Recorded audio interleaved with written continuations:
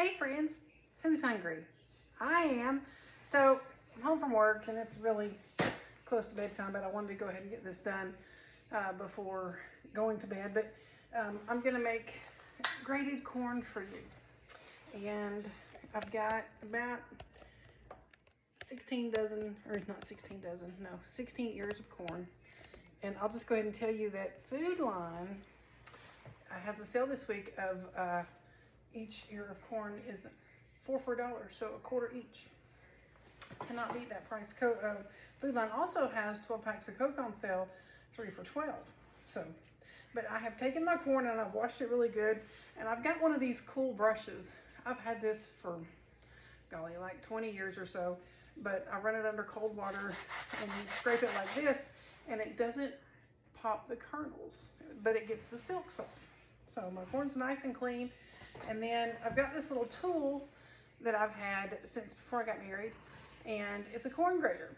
And what you do is you put it on your dish and you take your corn and run it across the blade. And when you do, it cuts all the kernels off, and then it creams everything under it, gets all the juice out, and makes for great grated corn. Started making this back in the 90s. I worked for a family that had 3 sons, and they were doctors, and I was their nanny. And so whenever they would have to work holidays like Christmas or Thanksgiving, they would always have dinner with us. The whole family would. And so they introduced me to this, and I would also cook for them throughout the week, a few nights a week, so they didn't have to eat out so much. And they taught me this recipe, and it's so simple because all it is butter, salt, pepper, and corn. And you grate it off, put it in your pan, mix in some salt and pepper to taste, and throw in some butter. Throw it in the oven for about 45 minutes till it's hot and bubbly, and it's delicious. So I'll show you how to make it. Doesn't take long at all. You see, it takes everything off. You're not fighting with it, you're just running it over. And sometimes I'll do these little short motions. I will say,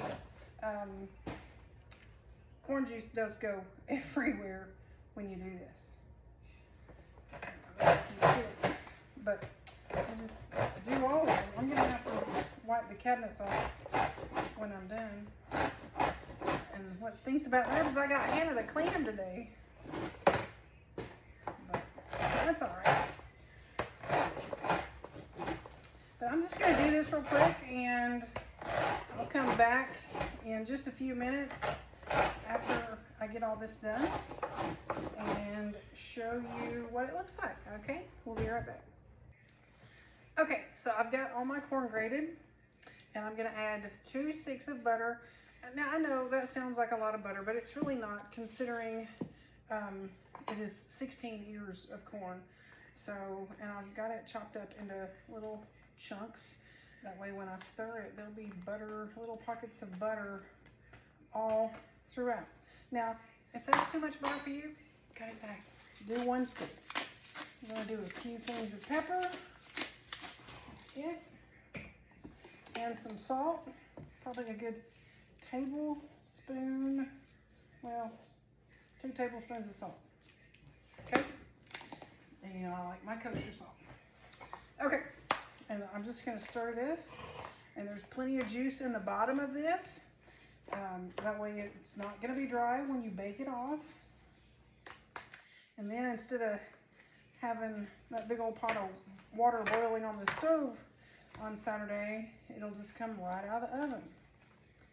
And I don't have to turn my oven on Saturday because I have an oven in my garage that I can throw this and my beans in and anything else I need to throw in the oven, and not heat up the house so much.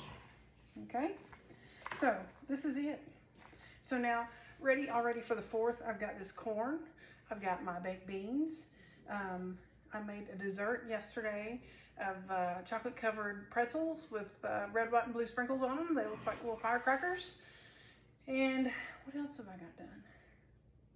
Well, I think that's it, but I'm well on my way to where when I come home from work tomorrow, I can make the pasta salad and have it sit overnight in the fridge, and so it'll be super yummy on Saturday and cut up watermelon. Oh, the other thing I did was Publix has meat on sale, the Market Ground. And so I bought 2 large packs yesterday, and I went ahead and patted up my burgers and put them on freezer paper and went ahead and seasoned them. And I wrapped them up real good and put them in the freezer. And so Saturday morning, I'll just lay those out and let them thaw. And then when it's time to throw them on the grill, they'll be thawed out and ready to go. So just knocking things off my list to make the celebration a little stress-free and fun to where everything's already done. So I'm gonna put some foil on this and toss it in my refrigerator, and then I'm gonna get ready for bed. And but I'm so excited about the 4th of July.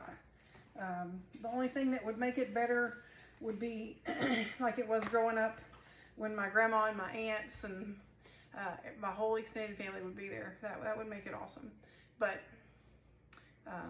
that's not possible any longer, but that's okay.